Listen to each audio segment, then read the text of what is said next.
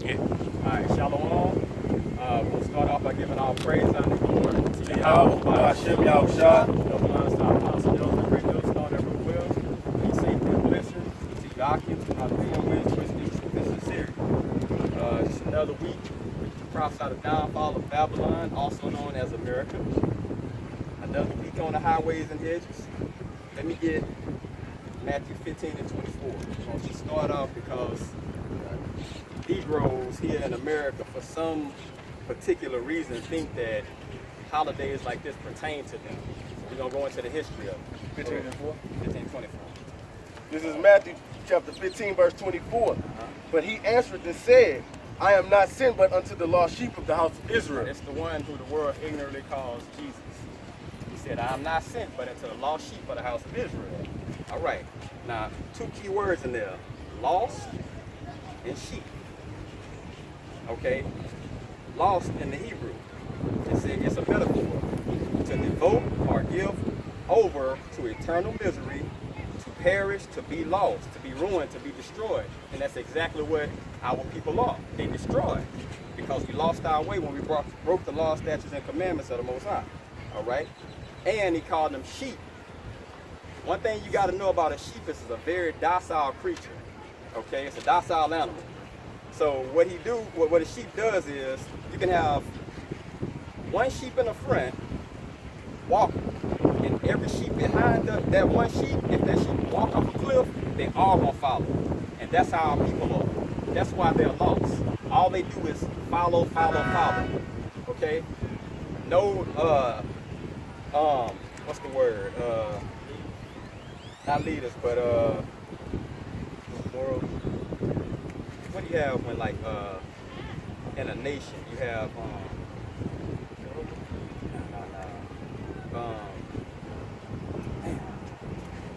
heritage, history. They have no history or heritage, so that's why they cleave and follow everyone else's. You gotta go ahead. This is Isaiah 1 and 3. The ox lord his owner, and the ass his master's crib. But Israel, talking to you so-called Negroes, Latinos, and natives, does not know. My people does not consider. So we don't even, as a nation, consider who we really are. You've been called African American. That's two different continents. That's two different people. Those lands were named after. So how can you be from two different people? You know? Go ahead. This is Jeremiah 17 and 4. And thou, even thyself, shalt discontinue from thine heritage that I gave thee, and I will cause thee to serve thine enemies in the land which thou knowest not. For ye have kindled a fire in my anger, which shall burn forever. That's what happened. We broke those laws. The Most High, he made us lose our heritage. You know what I'm saying? That's why you can ask someone of our nation, what's your nationality, and you'll get 20 different answers. They so damn stupid. They'll be like, I'm from Fisherville. I'm from Brownsville. Or they'll say black. Yeah. Black is a color in a crayon box. That's not a nationality. You know what I'm saying? But they so lost in the sauce. Go ahead. This is Hosea 4 and 6. It say, our people are destroyed for lack of knowledge. Because thou hast rejected knowledge, I will also reject thee, that thou shalt be no priest to me, seeing thou hast forgotten the law of thy power, I will also forget thy children. So we lost, our people are lost because they have lack of knowledge. They don't know nothing. Everything is follow. Everything is follow. Nobody, nothing's done in a natural sense when it comes to our nation of people. It's just always follow. They could tell you tomorrow is eat bread day. What Negroes gonna do? They're gonna go butter up a loaf of bread and eat and just follow. Okay? That's called lack of knowledge. Lack of knowledge of self.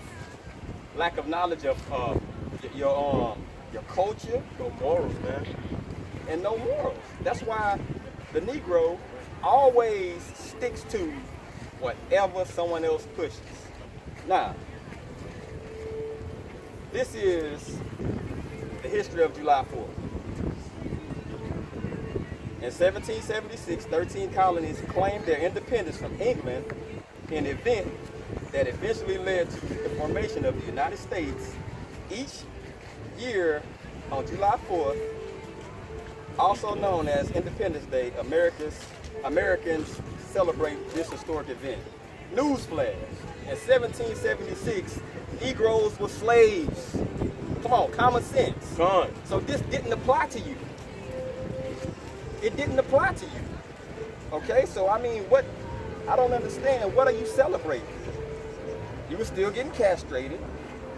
You were still getting hung from trees. So explain to me, what again are people out here hoorahing about? The heathens, they can, hey, let them celebrate their holiday. Yeah, But why are you following? If you was a slave then, that tells you one thing, what? Well, this doesn't apply to me. It has nothing to do with me, because imagine the slaves back then when they were doing the Independence Day. You think they were celebrating with them?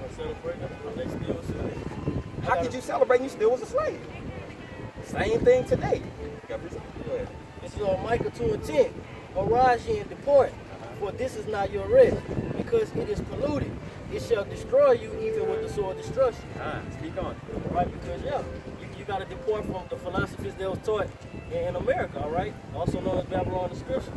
All right, you out here, so-called Negroes, Latinos, and natives, out here celebrating 4th of July when this don't even pertain to you. Don't have nothing to do with you. This is Ecclesiastes chapter 10, verse 6. Folly is set in great dignity, and the rich sit in low place. Hey, bro, it's because July 4th is like, it's a national holiday, I guess. You feel me? I really don't pay attention to it, but I mean, you get half off this, half off that, all of this whatnot, just because it's this holiday or whatever, this so-called holiday.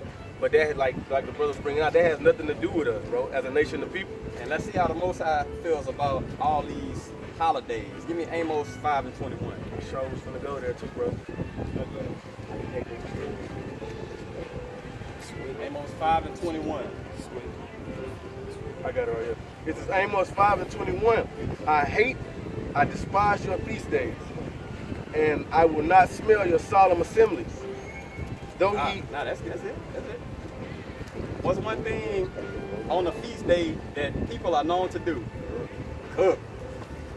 People known to cook. Okay? You know they cook pork chop. Yeah.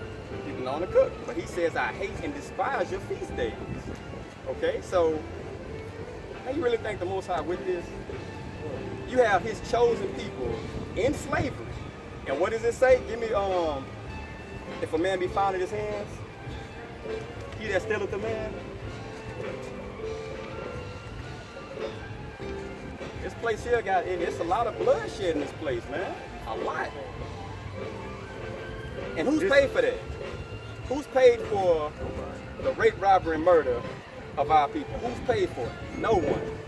But they'll tell you, you don't like the country, get out. Well, damn, we built everything in the motherfucker through slavery. The White House, the Pentagon, U.S. Capitol, all that was built by slaves. And was they recompensed for that? Nope. This is Exodus chapter 21, verse 16. And he that stealeth the man and selleth him, or if he be found in his hands, he shall surely be put to death. So, when the one they call Jesus Christ comes back, are we still not going to be found where we was stolen and brought to? We still here, aren't we? It said, ye that stealeth a man and sell him, because contrary to popular belief, our people are not Africans, okay? Most people think that we're Africans. We're two different nations. They come from Ham. We come from Shem, okay? So, Ham sold the children of Israel to Esau. Okay, so that's why we're here right now. Okay?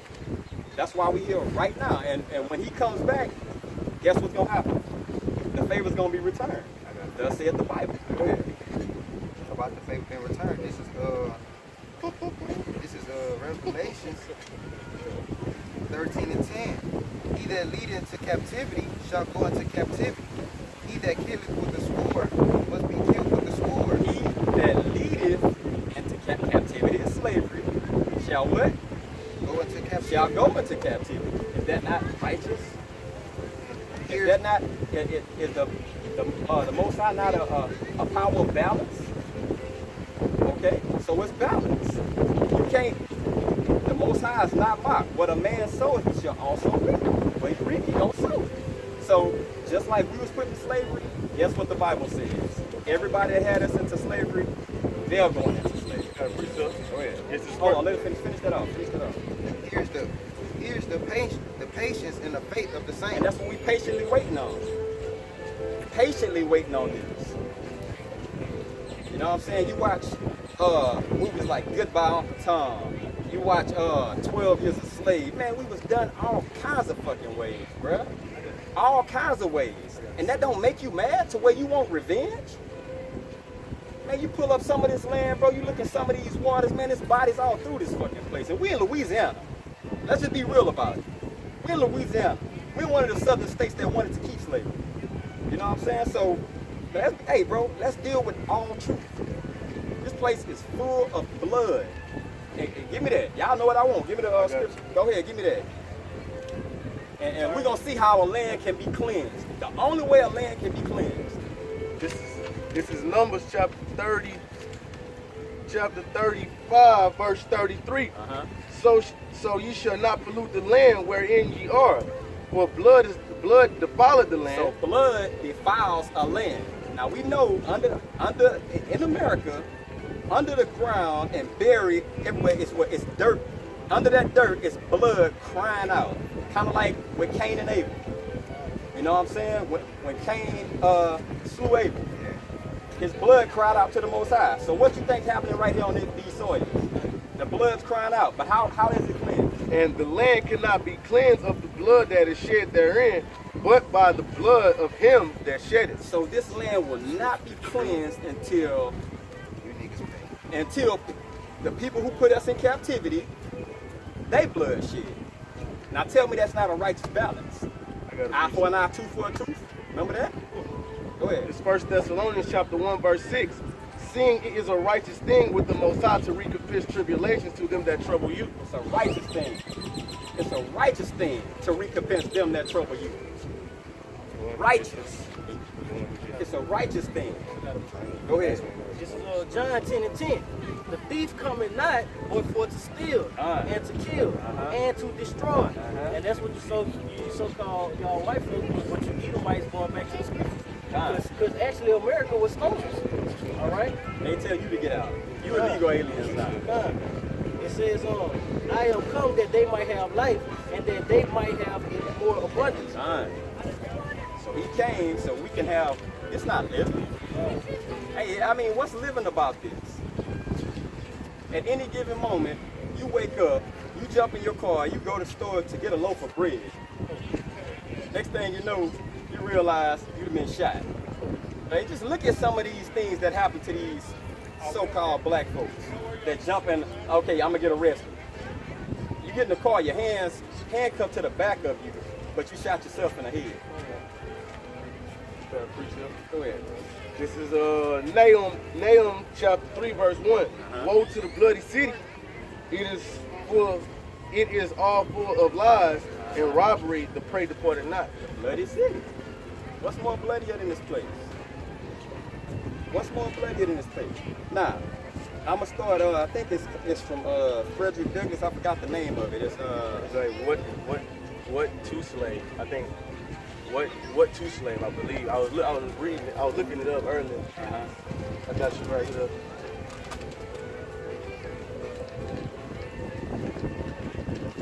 It's kind of like almost the 4th of July to slaves. Yeah, you say what to the slaves is 4th of July. Now I'm gonna I jumped down, and it's kind of lengthy, but I'm gonna read a good portion of it. It says, fellow citizens, pardon me, allow me to ask why I am called upon to speak here today. So he's asking like, okay, why did they call me here to speak? He says, what have I, or those I represent, to do with your national independence, or the great principles and political freedom of natural justice embodied in that Declaration of Independence? Extended to us. Is it extended to us? Is it? Okay. It says, And am I therefore called upon to bring our humble offering to the national altar and to confess the benefits and express devout gratitude for the blessing resulting from your independence to us.